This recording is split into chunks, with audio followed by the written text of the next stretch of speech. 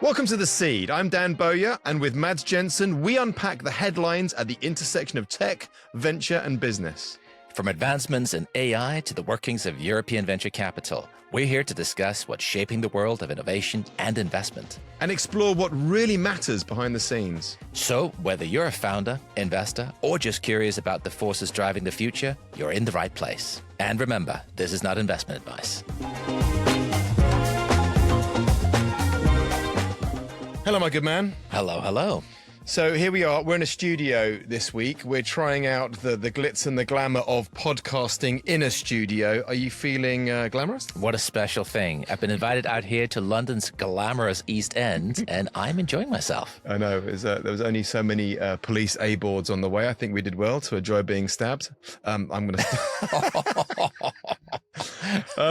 Well, this is The Seed. And today we are going to be talking about trillion-dollar companies. Can Europe produce one? You're looking very positive there, Mads. Absolutely. I think we can. Right around the corner. We've got an interesting non-European story, which is all about metals in China. So we're going to dig into that. And also the egos of the now, the Altman and Musks, what's happening with Grok and OpenAI. To start with, I know this is not your happy place. Europe's car industry is in real crisis. What's going on here?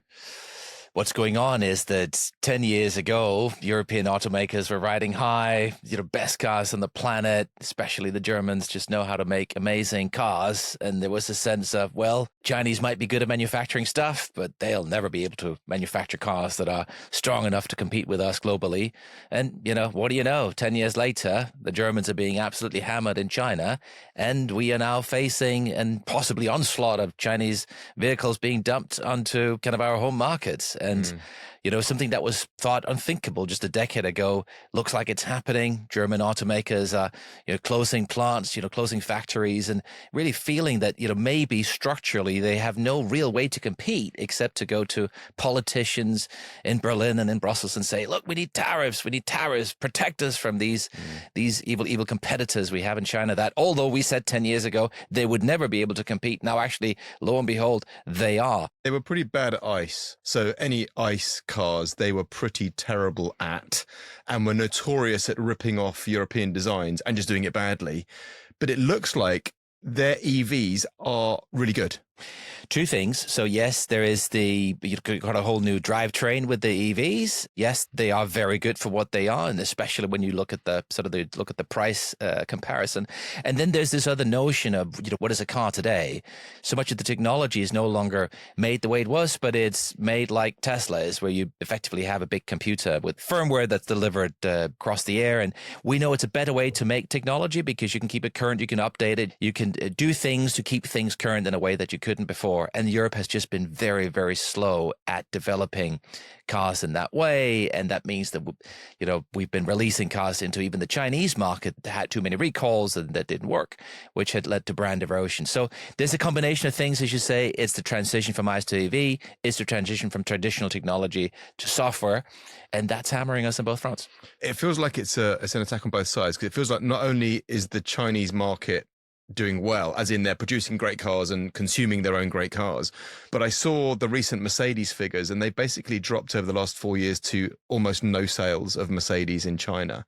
And I'm assuming that's partly because China's economy is in a bit of trouble, but also because their own domestic market is so good and their own domestic products are so good. Do you think that the European automotive industry won't recover? Well, there will be tariffs, and tariffs is what will turn a rapid implosion into a slow decline. Because if you look at Jaguar and their relaunch, all I know is that Jaguar relaunched their EV brand and it looked like a big fashion week parade, and with a car that looked like a combination of an overcooked Rolls-Royce and whatever that Princess Penelope pink car was from that cartoon show from the 60s. I can't remember her name, but it just looked like a mashup of this awful cartoonish car and like a new Jag Wraith or something. But it just feels like they're really fishing. It felt like all the men in corduroy went into Jaguar and sold multi-million-pound brand campaigns. And now I don't know how they're going to fulfill that brand promise. Not that I'm massively convinced by the brand promise in itself, but that's the Jaguar piece. But I want to come back to how does Europe recover? I mean, let's have a candid conversation. Is the European automotive industry fucked? Yes. That's quite damning. Well, BYD are producing some bloody good cars, so maybe we should just embrace the future, which is Chinese overlords. Which is Chinese overlords, because they also own their entire supply chain. So they build everything from soup to nuts. They do everything that goes in. I know BYD especially do everything that goes into their cars. So the big thing that we talk about quite a lot, Mads, is the fact that Europe doesn't have any big businesses. Now, in the US, there are $7 trillion companies. Can Europe produce a $1 trillion business? Yes or no? We must. I don't think it's a question of should or shouldn't or can or can't. I think we must find a way to do it. But let me just dig into that a little bit. Why a $1 trillion business? Why not 50 unicorns? Why not 1,000 really substantive smaller businesses? Why is the $1 trillion startup the goal?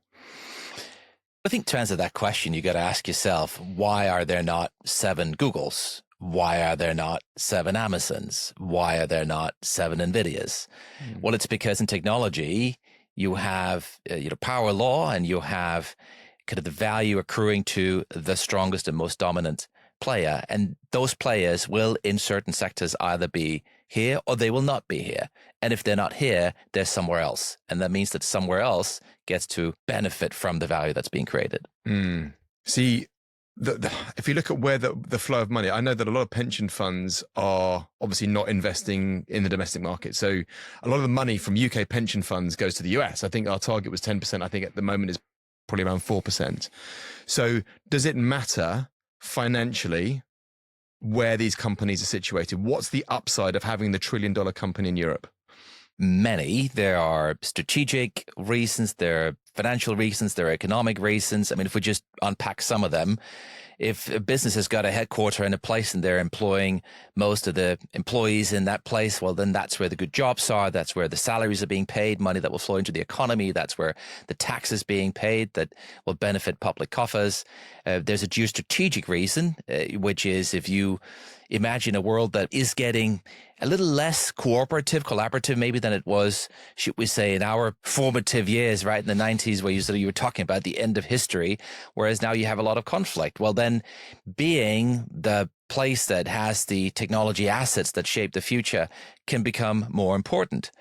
And then I'd say, finally, we're seeing power transfer away and seep away from some old legacy industries, and we have to replace them with new industries and new sources of wealth.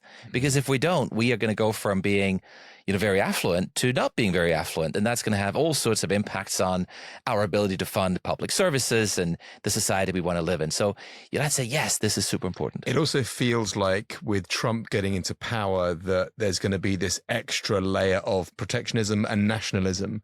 So it feels like the UK, and possibly now not being part of Europe, can be a bit more free-formed and do its own thing. But it also feels like there's going to be a lot more investment into our manufacturing, into our defense. And I also know that there's a move in Europe because of Trump's coming to power, instead of a $500 billion defense fund. So it feels like there's a lot of forces at play here to say, let's get more manufacturing, let's get more stuff done locally. Is that a layer? There is a lot of talk. And yes, I think it's very likely that this 500 billion euro defense fund will take shape in some form. Is that enough? I mean, that's half of what the US spends on defense annually. So it feels like a lot of the initiatives we talk about, they're a little undercooked for what the challenge is at hand. Yeah. Unless we've decided, look, actually, we're going to lower our ambition and we're going to play second fiddle from here on.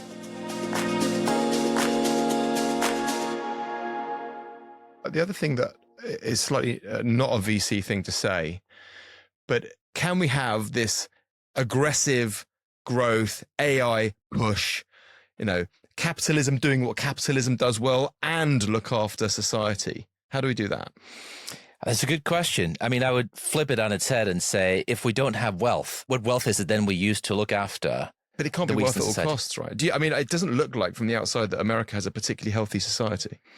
So one of the things we've been talking about recently is how there are more and more people are taking more and more sick days in Europe, how there is kind of a health crisis. So that begs the question, as our economies are getting weaker and poorer, we have less and less resource to invest in the things we care about. So I think it's a bit of a false dichotomy. I think the question is, how can we create the growth we need to fund the things we want to invest in, all these benefits, all these good things on the side?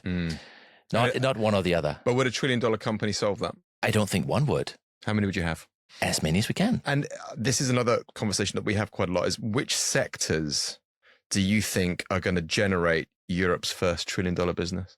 Well, where we're closest is pharma. Yeah, it feels like biopharma is the leading edge. But I think it has to be technology. I think we have to get back in the game. Quantum fusion, anything in there? Absolutely. At the end of the day, wealth is created when entrepreneurs, when founders, they build businesses that make stuff that's valuable to society. And but they need the infrastructure, right? They need the backstory, the infrastructure, the support. That's the question, is how do we create more of that across Europe?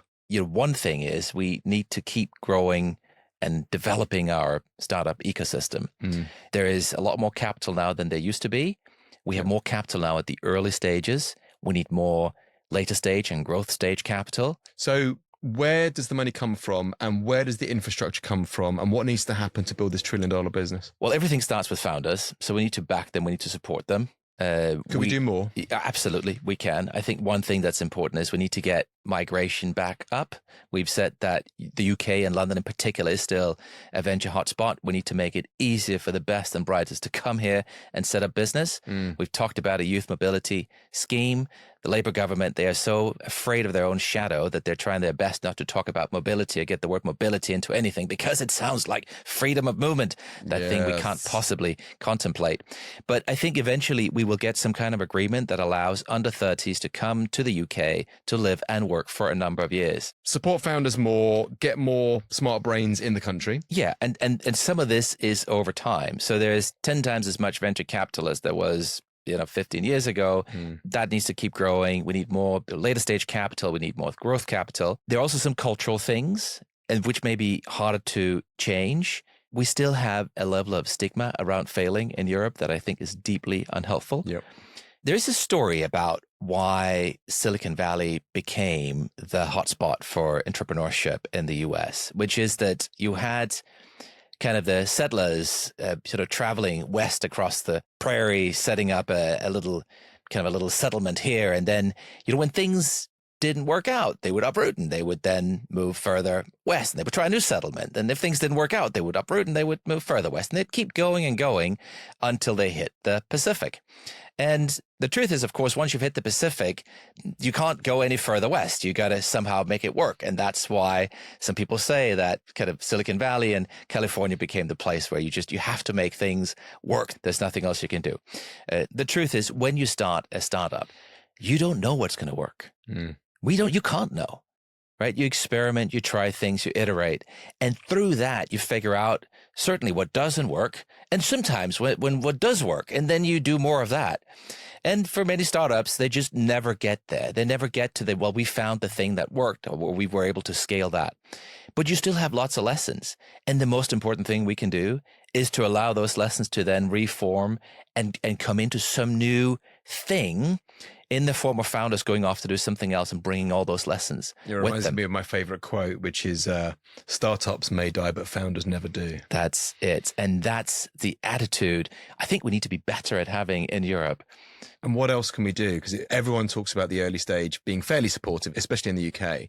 There's the growth capital piece, and then there's the institutional capital piece. And we've seen stories this week around European legislation, regulation, maybe some taxation push to get more pension funds into venture. The pension piece is important, but I don't know if folks have really grasped the nettle yet on that. We get things like fee caps and trustee rules, and I think these are hugely disadvantageous for us. The truth is, when we talk about pension money and pension reform, is that for decades we have been teaching trustees of pension funds that what they have to think about is lowest possible fees. And why is that important? Well, when you invest in public markets, and what you effectively do is you buy an index, there's not much smarts to an index. And so you want the lowest possible fee for that index product, because any higher is just going to be a drag on your investment returns. And that isn't great if you are investing pensioners' money. That's completely different from investing in private markets, early stage venture, where you need to invest in a way that provides support for founders, where you invest in venture capital firms that can help founders build businesses, where you invest in the ecosystem, and where you need money to create good outputs. And where if your starting point is, well, I want to put all this money into early stage businesses, but I don't want to invest in how the money is managed, what support is put around it, it's going to be a race to the bottom. It's going to be lowest common denominator. You're going to have massive adverse selection issues, and the money is going to end up going to what probably won't be the best founders or the best businesses. And so that's why fee caps are an issue, because pension funds effectively have rules that constrain them from investing in venture capital type funds that could provide exactly the type of support founders need to build good companies. Or they work out ways to invest through some fund-to-fund structure or other structure, but that generally doesn't support the innovation aspect. It generally goes into late stage. Right? Fund of funds is great, but that's another layer of fees. And if you're used to thinking that equity is something that might give you a 6 to 7% annual return, you don't want to pay 2% fee off that, because that's a massive slice off your return. But if you're targeting venture capital, if you're targeting 25, 30% annual return, whether you pay 2 or 3% of fees and cost to get that return is actually immaterial for the return, because it's such a small proportion of the overall return. It's just a psychological thing, really. It's a psychological thing. It's a way to think about what makes a good investment. And until we reform not just the mindset is one thing, but also the rules that are governing. But it feels like they are. It feels like I've never heard Europe from multiple people talk so favorably about startup, about innovation, about the technical advantage that we're seeing. That's great. Now we need legislators to put forward laws that change the rules so that pension funds aren't constrained in this way anymore. Maybe they even need to be incentivized a little bit to take the first step. Think about it. If you're a pension trustee, if you're more worried about losing money in a year than you are about long-term getting the best return, you're going to be playing very defensively. And so I think we just have a lot of people that are more worried about whether they could have losses in a year than about what the gain could be long term. And it's poison for the way we invest. But Europe, if we can include UK and Europe, there are a lot of smart people here that can build trillion-dollar companies. Absolutely. Yeah. Daniel Ek has shown the way. Nobody can beat Spotify. Right? We just need that and bigger. If he had built that business in a different sector, so maybe music streaming is capping out at a total market cap of 100 billion or 200 billion. I don't know where that ends. Maybe that's not going to be the trillion-dollar company. But you have amazing founders like that building world-beating companies. Of course, you can rise to that.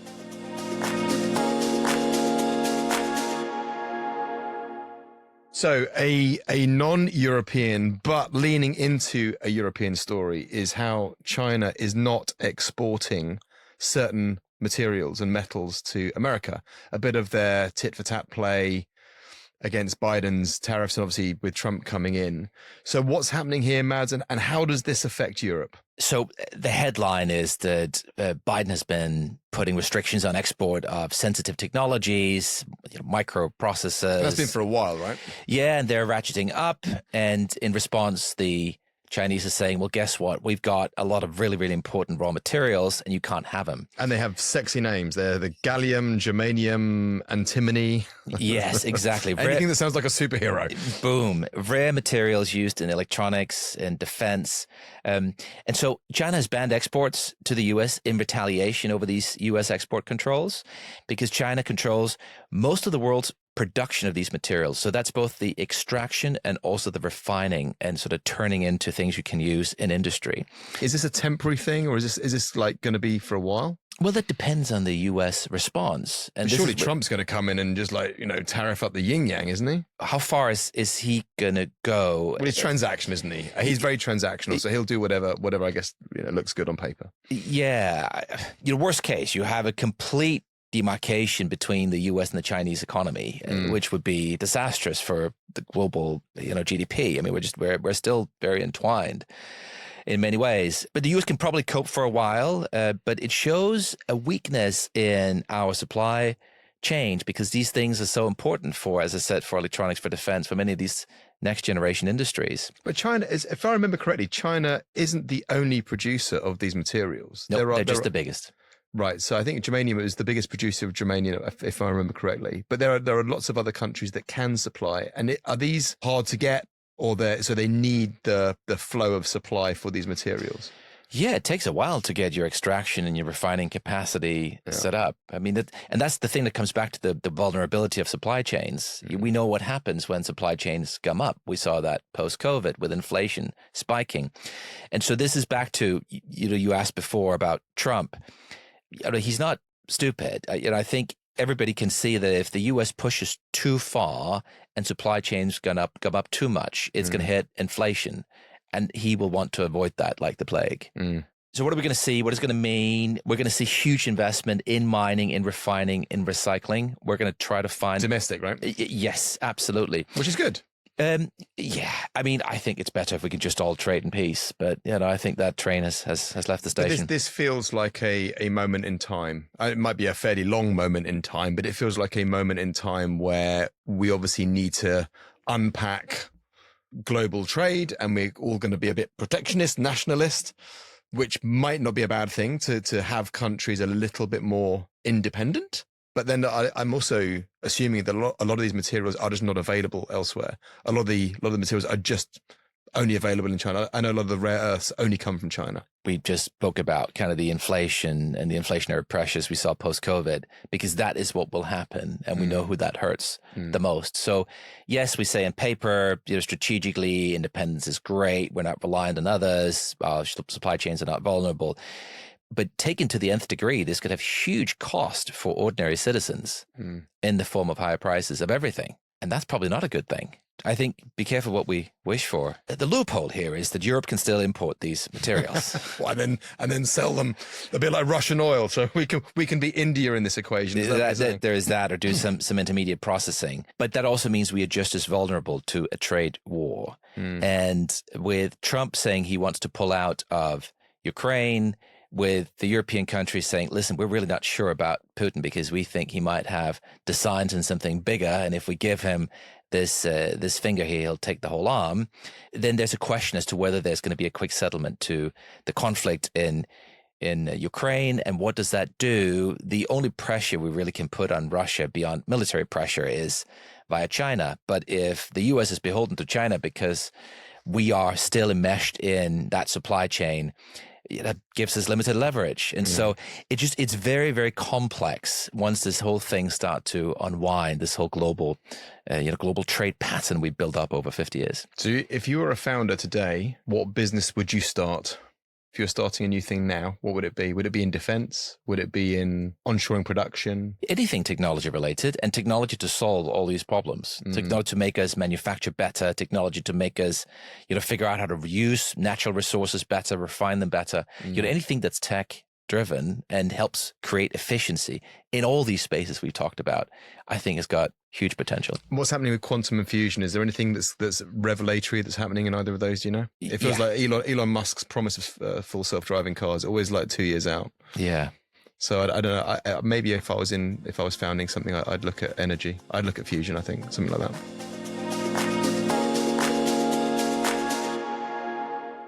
I'm always intrigued as to how much of these kind of competitor stories are the Beatles and the Stones and Oasis and Blur, and the media loves a fight. But what's going on here, Mads, behind the scenes with Elon and Sam and Grok and OpenAI? I'm sure most people will have read the legal transcripts. I don't know what's happening with the legal case. I don't know if you do. I don't know if most people have read the legal transcripts. Am I that dull? Sorry.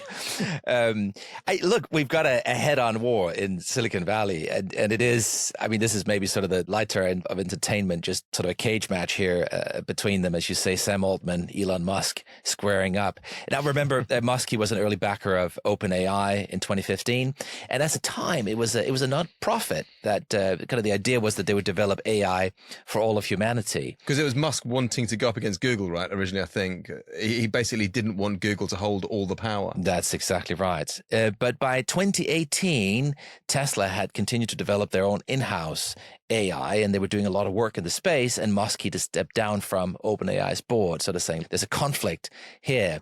And then by 19, OpenAI, they pivoted to a for-profit model. And that, of course, was not exactly what they had set out to do from the onset. It used to be OpenAI because it was meant to be open for all, open source.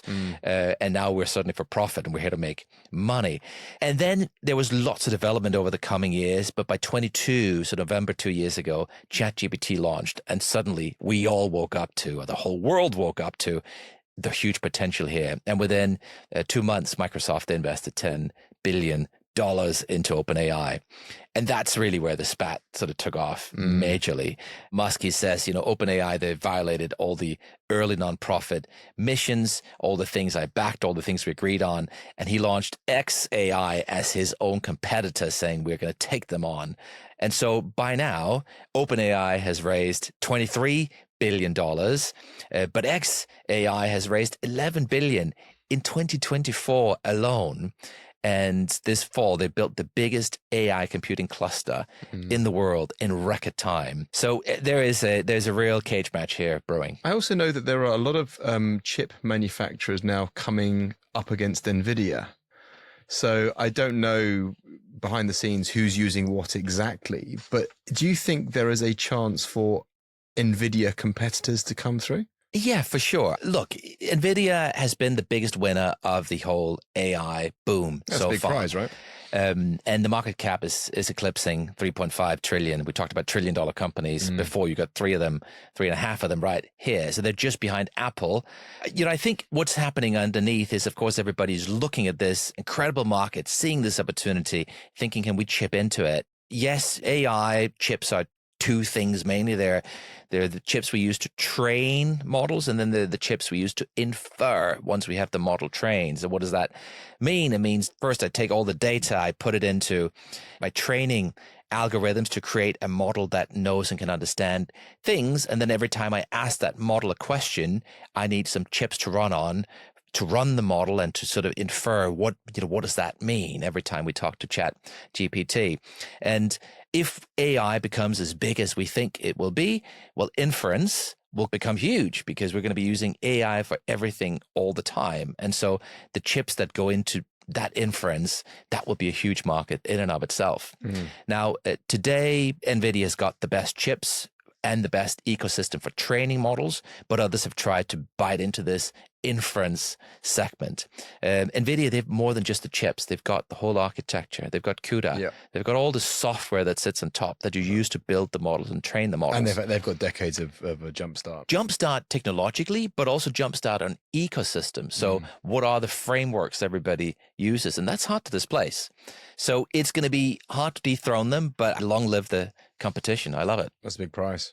So clearly they've raised a lot of money. I mean, think about it, $11 billion in 24 alone for XAI. But competition is a good thing. Yeah, right? it is. And we're venture capitalists. We love competition. I'm super intrigued as to why they really fell out. Because I don't believe, if Musk really wanted OpenAI to be OpenAI, why would he then go off and set up a for-profit? Why would he then go out and set up Grok as a for-profit? Why wouldn't he fulfill the mission that he wanted Sam Altman to do? So I'm super intrigued as to what the fight was really about. And then if there was a real outcome of Musk's desire to have an open source AI available for the globe, it just feels like somebody's not telling the truth somewhere. I mean, things develop. I mean, is it possible that he could have thought at the time it has to be open, but now seeing just how powerful it is thinking, well, actually, we need the capital to take on OpenAI, and the only way to do that is to... So then why sue OpenAI?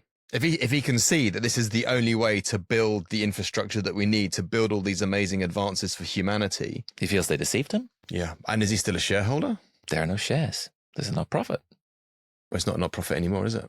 No, I don't think he got shares for his donations. Interesting. I'm always intrigued as the story behind the story of what really went on in the dark rooms. Yeah. This whole thing does make me feel a little bit uneasy. I am anxious that these kinds of characters are now in government and working with Trump and running the world. I'm anxious that somebody like Elon Musk has so much power and control.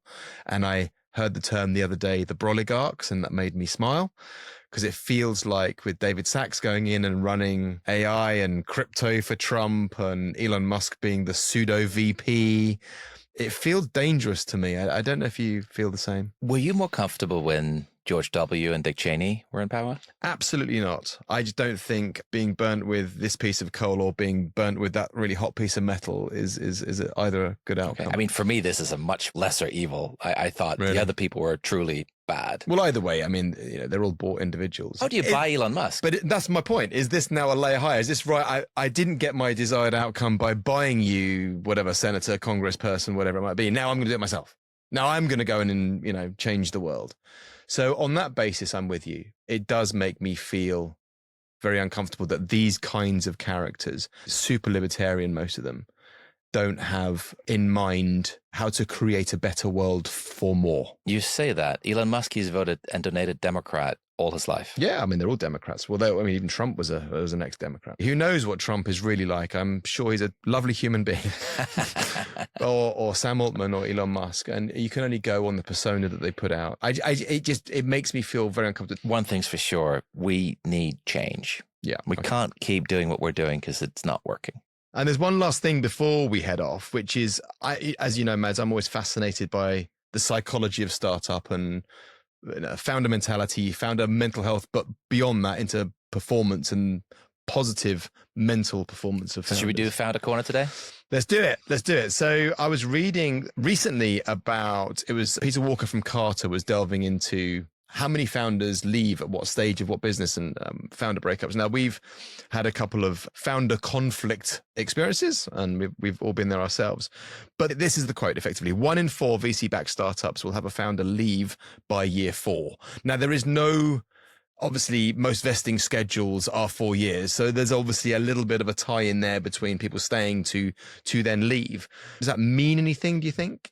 Building a startup is really hard. Yeah. Hardest job on the planet, I think. If you are starting out as 4 founders and one of the 4 ends up leaving after 4 years, that's probably okay. Yeah. If it's a duo, it can possibly break the magic. Still work. Well, if you look at the way Microsoft ended up developing, I think you can argue that actually after the launch and after the early years, it was probably okay for Bill Gates to build that, and he was reasonably successful. Kind of. You look at Jensen Huang at NVIDIA, you look at Jeff Bezos at Amazon. I think you've had examples of companies that were, maybe there were multiple people starting out, but at the end you had one person driving things forward. I don't think the fact that there's one founder of a group of founders leaving is neither mega important in itself nor anything really to worry about from the perspective of the performance of the company. Yes. Now, I think maybe the thing to think about is, why do people leave and why is this so hard?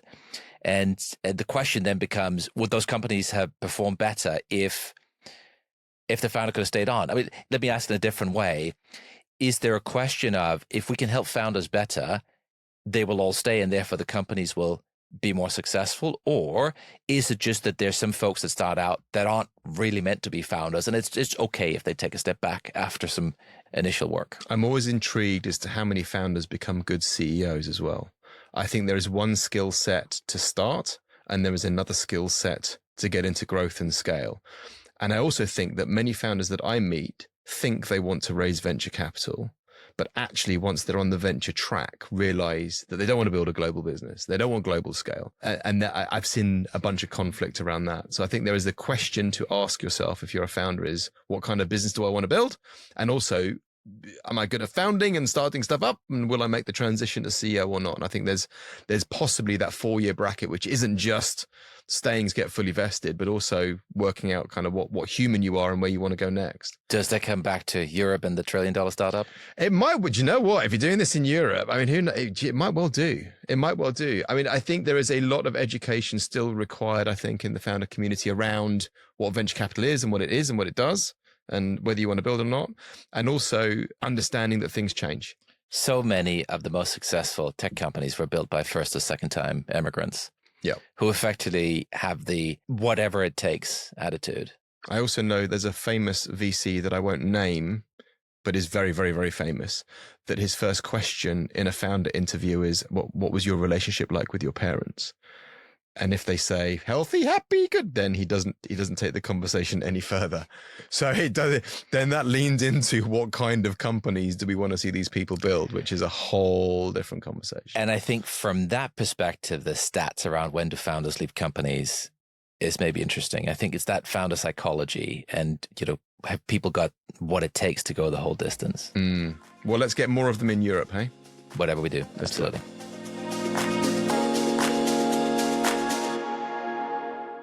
What else is on your mind? Bitcoin is at 100K. And you're a Bitcoin investor, much to my disappointment. I'm not a Bitcoin investor. I'm not. You opportunistically saw that Trump was probably going to win and went, oh, I saw somebody leave a Benjamin on the floor and I picked it up. So you're that guy. It's not investing. Do you not think about what Bitcoin is? And therefore, do I want to invest in that economy? Do I want to stand behind that economy? I don't feel it's an economy and I wouldn't call it investing. It feels like a style out to me because I remember as a teenager buying a stolen car stereo from a friend of a friend. I didn't ask any questions and he didn't tell me any lies. And then I was in the pub. It was a proper classic South London scenario where, geezer from a geezer who, offers you a thing. And I'm not going to ask any questions. And anyway, that stereo was stolen from my car the following week. And I was 17 years old. And it was at that point where I am not investing in any economies. And I use that in the broadest sense, accepting that your point about Bitcoin. I am not investing in anything or buying anything or engaging in anything that I don't, in my core soul, believe is good and is helpful and is beneficial. And I put Bitcoin in that humans at their worst bucket. And that's why it offends me so much. Should we outlaw gambling? Gambling is a personal choice. If I want to go and bet, 50 quid on the Nags at the Grand National, when gambling becomes a problem, there are things that need to be done because lots of people have addictions and gambling is one of those addictions. And I also know people that are addicted to Bitcoin and tracking. And I also knew that as soon as it went to 100, there'd be a sell-off, and sure as hell, it peaked and went to 103,000, and then it went down to 92,000. It's now somewhere in the middle. So I wouldn't put, even though Bitcoin is inverted commas, air quotes, gambling, I wouldn't put them in the same bracket, no.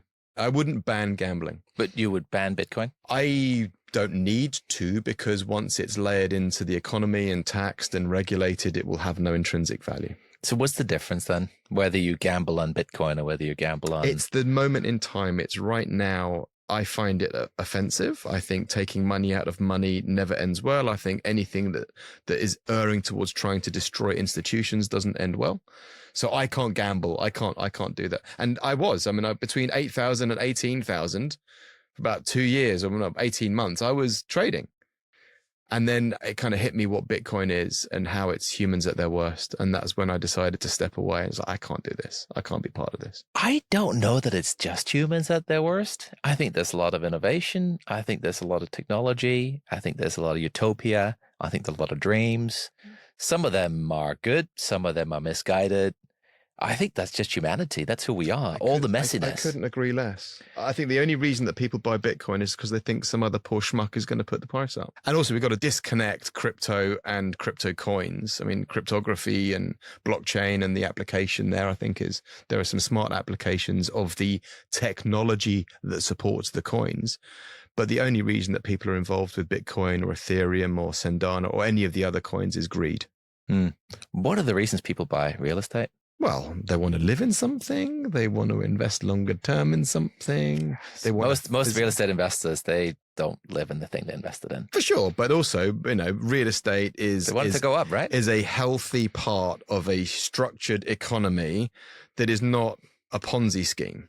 That's one way to look at it. Another way to look at it is there is a finite amount of land, and planning laws mean that you often struggle to build more. And so because you have that finite part, any additional capital you put in is just going to push prices up. What wouldn't you buy? Like, would you invest in, I don't know, cannabis?